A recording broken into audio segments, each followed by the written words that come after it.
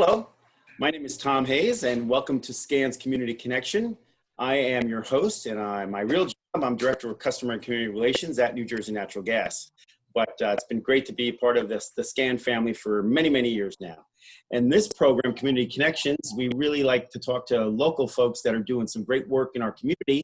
And today we have a very special guest, the wonderful and talented Kelly Scott, who is a Resource Interpretive Specialist 3 at Island Beach State Park.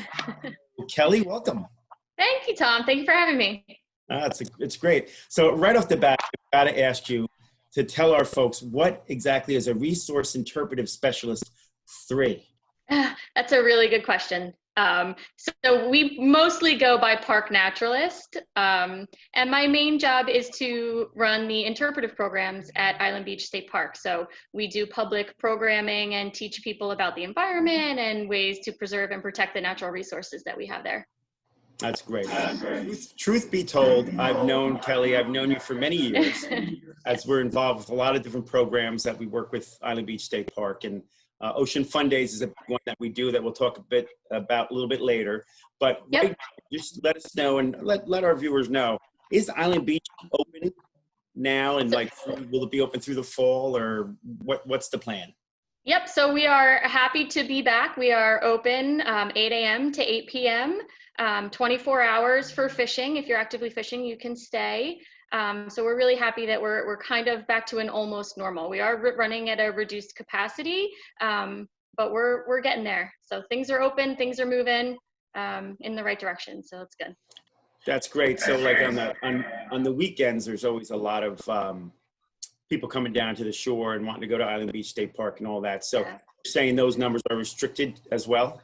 Yeah, so we are running at a 50% capacity. And so the park always closes on the weekends anyway. So now we're closing a little bit sooner. So, a little tip for anybody that wants to come is to get there really early. Like sunrise?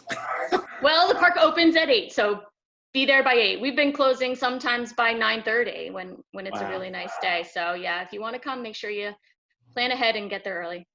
Right. Okay. Very good. Now, when you talk about the nature work that you do, and I think park naturalist, is that what you said?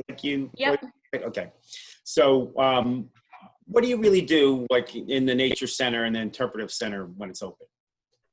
So when the buildings are open, they are open to the public. We encourage people to come down and take a look at our exhibits. We have live animals, snakes and turtles and fish. We also have a really nice interpretive center that houses a lot of historical displays. Island Beach is full of a really, really rich history. So there's lots to do and lots to see down there. It's also home to our nature programs, is what we call our programs that we run for the public.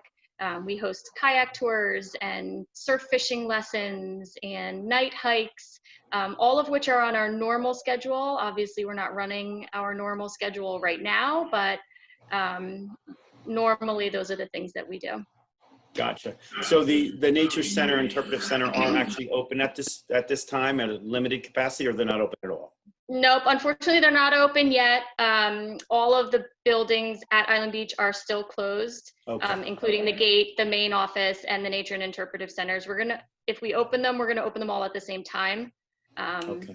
And I don't know when that'll be yet, hopefully soon, but not just yet. Okay. Gotcha. Now, I just have to ask you a little bit of the history because I find it very intriguing about Island Beach State Park. Can you go over a real brief history of how the park became and what was it going to be originally and all that?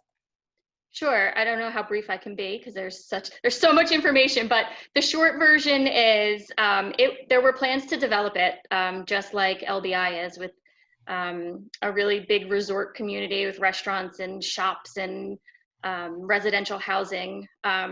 There are 3 houses on the island that are model homes for what it was supposed to be like. Lucky for us, the Depression hit and those plans kind of went out the window. So the state was able to purchase the property shortly after that. Which is great. Yeah. Now, I was talking to somebody recently, a really good friend, a lovely and talented person who has a place in Cape Cod. And we were talking about how nice it is up there. And then we were talking about Island Beach and how lucky New Jersey is to have such a wonderful resource that reminds us a little bit of, Cape Cod and how the natural pristine areas that Cape Cod has to offer. And here we have all that right here in New Jersey as well, which is great. It really is. And so many people, even that are local residents in New Jersey, come to the park and say, oh my gosh, I've never been here before. I can't believe this exists in New Jersey.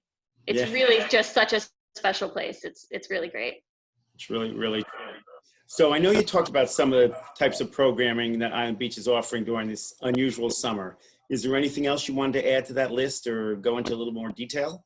Yeah, so aside from our regularly scheduled programming, which we're not doing just yet, we are going to do some virtual stuff. So we're going to take you on a virtual kayak trip, and we're going to teach you how to hold crabs virtually, and we're going to do all kinds of those little small like virtual field trips. So they'll be posted on our website soon. That's great. That's great. Now, you know, when I was reading your bio, and again, I've known you for years, but I didn't know that you not only had your degree in environmental science, but also a master's in biology, correct? Yeah. Right. And you did many years of environmental consulting and all that. So you're very much into the environment. And, you know, I know from my years working with you that you are spectacular when it comes to all those sorts of things. When we started our program, Ocean Fun Days, and got Island Beach State Park folks involved, I know you weren't there originally 17 years ago because you were probably 3, but now, yes. but now 17 years later, and I know for the last several years you've been part of the team, and you've just been doing a great job with Ocean Fun Days and Island Beach. I mean, you know, Island Beach is very fortunate to have such a wonderful person on staff there, really, you know, keeping the place in tip-top shape and doing all the great things that you do. And I just want to say to not only you, but your whole team down there and the state in general, that you've really been a wonderful group to work with. We're proud to partner with you guys on things that we do down there because it's just so important for all of us. Yeah, thanks, Tom. We're lucky too, and we're really happy to do these kinds of projects with you guys too. Oh, that's great. Thank you. So now, like we talked also about the numbers of attendance so far, and you're saying it's 50-50. So the numbers of attendance obviously has dropped because you have to limit, but you're finding that you're hitting all those limits, I would imagine, right? Like, oh yes, very quickly, yeah. Yeah, I'm sure. Well, the weather's been helping too. Yeah, right. That's true. But I'm sure people are dying to get out, and that's like the people that know Island Beach, like that's such a wonderful place to get out and get your mind cleared. And the good thing is there's so much space there that you're socially distant no matter almost what you're doing down on the beach, right? That is definitely true. We have 10 miles of beachfront, so plenty of space for everybody to spread out and keep their distance from everybody else. Right. So I know we'll talk about Ocean Fun Days in a second, but you also do the Beach Plum Festival. Is that happening this year? How's that? We are still hopeful that it will happen. We're going to have our friends organization who runs the Beach Plum Festival get all of the permitting and everything in place in hopes that we can do it. But there are no set plans yet for it. We're still hopeful. Okay. When does that typically happen? Roughly? The first weekend after Labor Day. Okay. So that's in September. Yeah, it's creeping up on us. Yeah, coming up quick. Okay. Yep. So with that, then, you know, when we talk about Ocean Fun Days, you know, this year, because we're on the committee together, all working together to make the thing happen, we're going to actually do a virtual event this year, right? With the Ocean Fun Days. So, you know, and being on the committee meetings, we're getting all our exhibitors. Like we've had over 40 exhibitors each year out, you know, when we do it live out right out there on Island Beach and at Sandy Hook. So this the 17th year, it's the first year we have to do it virtually because of the pandemic and all that. But so far, it looks like it's coming along pretty well, and I think it should be pretty exciting. Wouldn't you agree? I do. I think it's actually really, really, it could benefit us really well. You know, obviously we want to have it in person. We love the event. It's really well received by the public. But this gives us a really unique opportunity to have these virtual online messages for people to share that maybe more people can see, because if, like we talked about before, if Island Beach closes, maybe some people can't get into the Ocean Fun Day event, or maybe somebody can't make it that day, and this gives more people the opportunity to kind of see what we're doing and hear our message. Right, which is great. Right, so this will like we'll have these videos from all the different exhibitors that folks will be able to click on and pick the ones they want to see first. Right. Hopefully they'll see them all, because I'm sure they're all going to be very interesting. Teachers can use them for like their classrooms if they'd like to, those videos and, teach their kids more. So I do think in a long run, it's going to give us, as you said, much more opportunity to spread the word of how important our environmental areas are, especially our marine life and our coastal area. Right. I too looking forward to a nice event this year, and I believe it's going to be October 10th and 11th is when we're going to kind of kick that off. So that'll be great, and there'll be more information about that. I think on our websites, I know on our website njng.com, there'll be some information. I'm not sure what you put on your website. I know the Sea Grant Consortium, another wonderful partner up at Sandy Hook. They'll have that information there too. So I just want to mention to our viewers to eye out for that information, because it's really going to be really good and really good information for everybody to see and learn about. Yeah, so, I'll make sure to get that up on our website. Oh, that'd be great. That'd be great. And speaking of that, if people did want to get a hold of you and find out more about Island Beach State Park, how would they find you? What is your website? Our website is www.islandbeachnatureprograms.org. There you can find all the information about our programming, some general park information, and that's where you would sign up for any kind of events that we have. Okay, so it's islandbeachnatureprograms.org. That's correct. Yep. Okay. Now, did you want a phone number or anything if people wanted to reach out to you directly, or do you want them to just go through the website?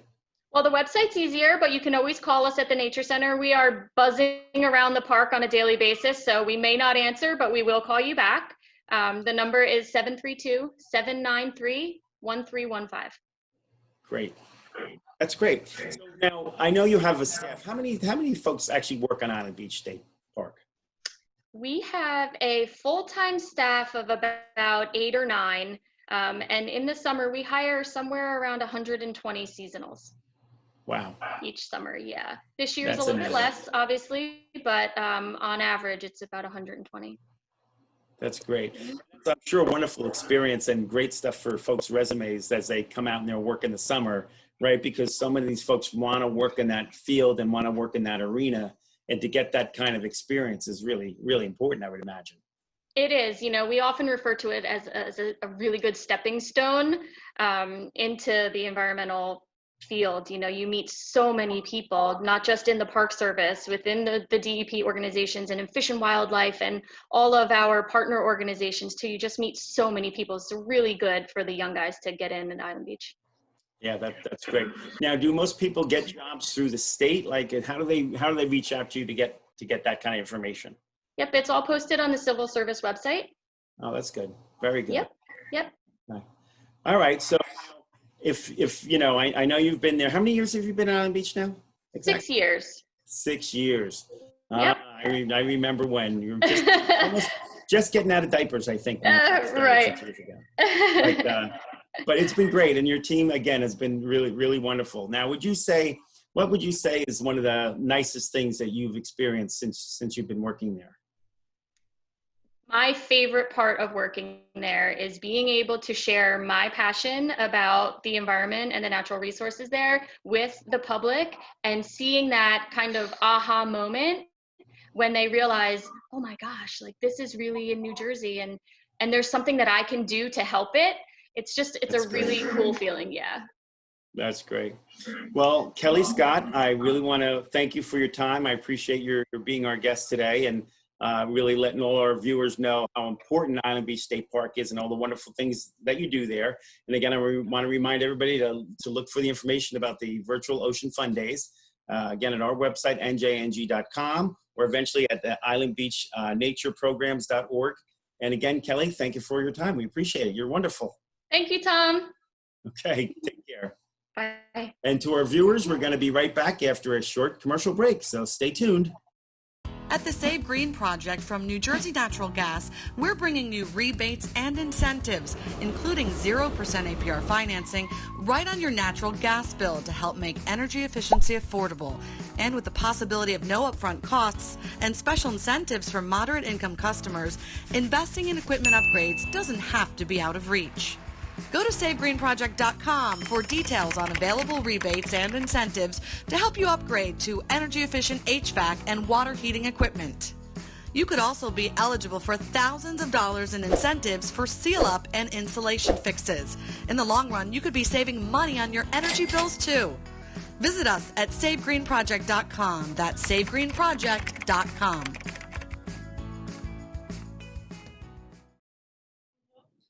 Hello, and welcome back to SCAN's Community Connections. Again, I'm your host, Tom Hayes, and I have two wonderful guests with us for the second part of this program, which we're going to find out more wonderful information about what's going on in our community.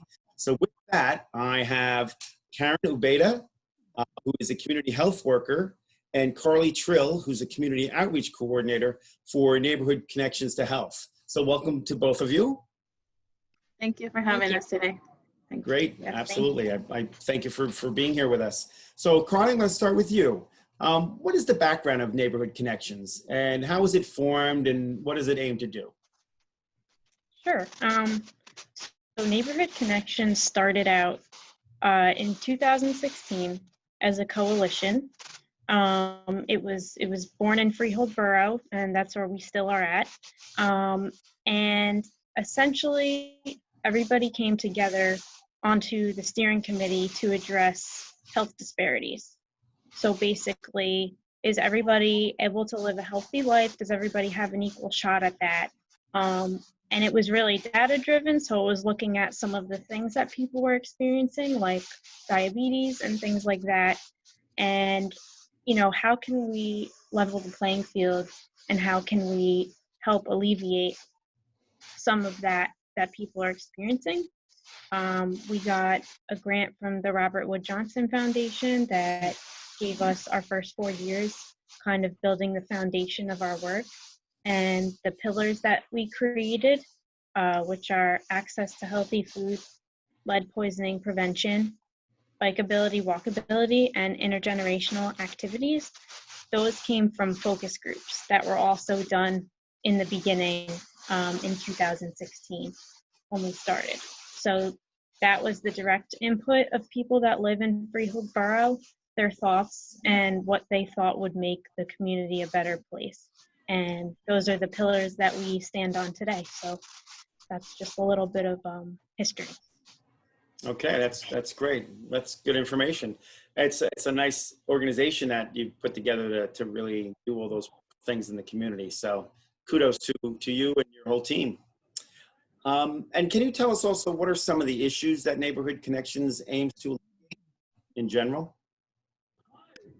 Sure. So kind of like I just touched on, the health disparities. So the fact that certain people experience health concerns more than others, and that's impacted by their income, their social status, different things like that.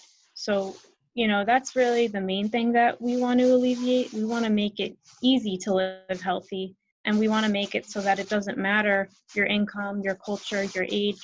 You can have access to the things you need no matter what. Also, a big motivator for one of our later grant applications was the lead that is in the older homes in Freehold Borough. Lead is found in a lot of the homes that have in the paint of the older homes. So that is a direct risk for children. So we're really striving in that pillar to make healthier living environments for kids. And then additionally, we are aiming to connect people that haven't connected yet. So that means resources, organizations, and people in the community. And lastly, there is a language barrier in our community, so we really work to bridge that the best that we can, so everybody can communicate and access what they need. Gotcha. Great. So Karen, what has your organization learned while working in the Freehold Borough community? Well, we have learned that it takes time to build relationships with the people in the community and with the well-established organizations here. One thing, it's trying to connect with the people, with the residents, takes time and effort. When it comes to giving free resources, people will question you, why are you doing this? What's the catch? Will we ask something in return later on? That kind of stuff. You know, also people have needs, but also want to come together and help their communities. So we have found a lot of volunteers that have the heart and the time to help us and want to be involved in the project as well, because they want their community to thrive and grow. Engagement is very important in neighborhood connections to help. We want to include their own residents. We want to show people the work, involve them, hear their voices, hear their opinions, and we work for the community's needs. And we try to involve everyone, work together. That's great. Now, like, I hear the importance of getting to know your community and getting them involved, but like, what are the strategies you have used to connect with the community you work with? Yes, so we have partnership with the Freehold Borough Schools. This provided like a direct link to families in the community. This helped with the trust and also having the backup from the health department. A trusted and well, you know, resource for our lead work is key to keep this committee going. Partnering with the other local events, for example, the farmers market, the Head Start school here in the Freehold Borough. This helps so we can meet new people and they can meet us and know the resources that we have to offer to them. That's really great. I know SCAN does a lot of work in the Freehold area too, and it's just it's important that organizations are out there helping those folks that need it wherever they are in our service areas.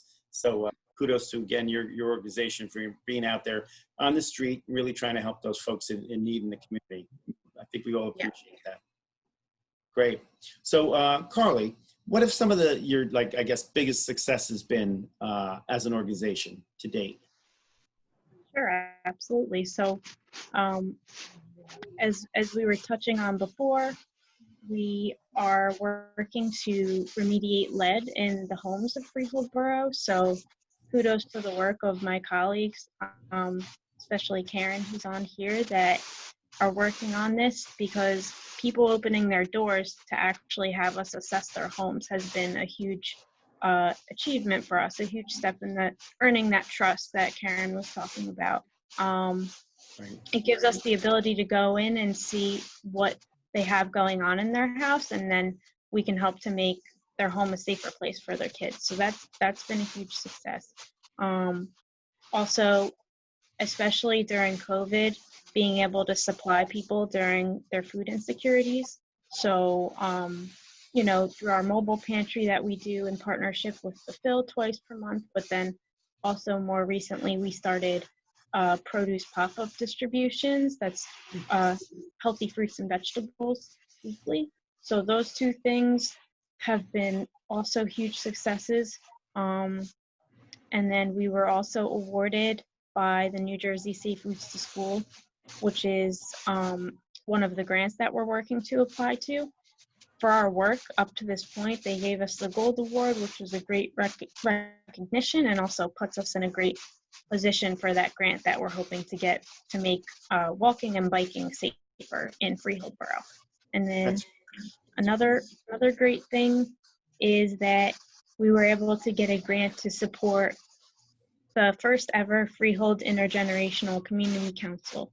And we've actually worked closely with SCAN through this, and we're going to be able to, we had over 70 applicants we did online during COVID, and then we're going to be able to involve these students in creating the council, and they'll be able to make the world a better place with that in their hands. So that kind of touches on a few things. That's excellent. Great work. And I guess, Karen, from your situation, what would you say were some of the larger challenges that you've been encountering? Like we mentioned, the trust, people not knowing us at first. Who are you? What are your resources that we provide? The language barrier, that's one of the challenges too. So I think that's a good thing that we have like a bilingual, you know, teamwork. And also with the COVID-19, we have a challenge there because like we mentioned, the food insecurities, but I think with the help of our volunteers and partners, I think we have overcome these challenges and we continue to provide for the community. Great. And finally, what are your organization's hopes for the near future? What are you looking forward to? Yes, so our hopes for the future in Neighborhood Connection are keeping remediating homes for lead, keep working in connecting with more families, educate people, and try to reduce the risk of lead poisoning in children.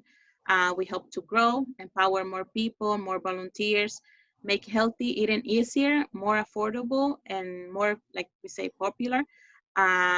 We hope to officially launch the FIC, our intergenerational council, like Carly was saying, achieve the Safe Routes to School grant for safer walking and biking for our community members. We also try to create a strategic plan to revise our mission, which is creating unified, healthy, and safe towns through community collaboration and partnership. So that's what we hope to achieve in the future. That's great. Excellent. Now, just so our viewers have a little idea of how long have each of you been with the organization? I guess we'll start with you, Carly. Sure. So I've been with Neighborhood Connections to Help for about a year and a half now. Yeah. Great. And how about you, Karen? I've been with Neighborhood Connections for 9 months working as an employee, but I've been involved before that, I think beginning of last year, 2019, so a year and a half. Great. How many folks are on your team in total? So we have 3 official staff. Our interim executive director, Linda Brown, wishes she could be on here. She's in the middle of traveling because we're gonna soon be doing one of our pop-ups. So she's the third, and then Karen and I. Gotcha. Mm-hmm. That's great. So you're a team of 3, dynamic trio. Yes. Yep. But That's I have great. to mention that our board members are incredible, and they've been amazing. They were the steering committee before we had an official 501c3. So pretty much all of them are still with us. So we've also got that backing us. And we also have an amazing group of volunteers that help us with our mobile pantry and our pop-up. So we are very thankful for them. That's great. That's wonderful. So you have a mobile pantry, right? So how is that around? I know you probably mentioned this, but just remind me, how often is that out and all that? How often is that around? Carly. Karen. So the mobile pantry is twice a month. The second Wednesday, it's at the Freehold Health Center. And the fourth Friday, it's St. Rose of Lima. That's a church, a local church. And yes. Okay, is that also the school? I think that's the school where that famous guy, what's his name? Bruce Springsteen? I think he went to Rosalima School. Yes. Am I correct? Yes, okay. Yeah, I think so, yeah. Not that I'm an expert or anything, but I do. That is and now true. if people wanted to reach out to you, what's your website? Sure. So it's www.ncthnj.org. That's Excellent. our website. And Very good. there's a contact us page. So if you wanted to get us there, you definitely could. Great. Well, I can't believe our time is coming to an end, but Carly, I want to appreciate, I appreciate your time. I want to thank you for that. And as well as Karen, we really appreciate your time. I think it's wonderful what Neighborhood Connections is doing out there, and we wish you the best of luck. And to our viewers, we wish you a great rest of your day, and please come back to Community Connections here at SCAN. Thank you all.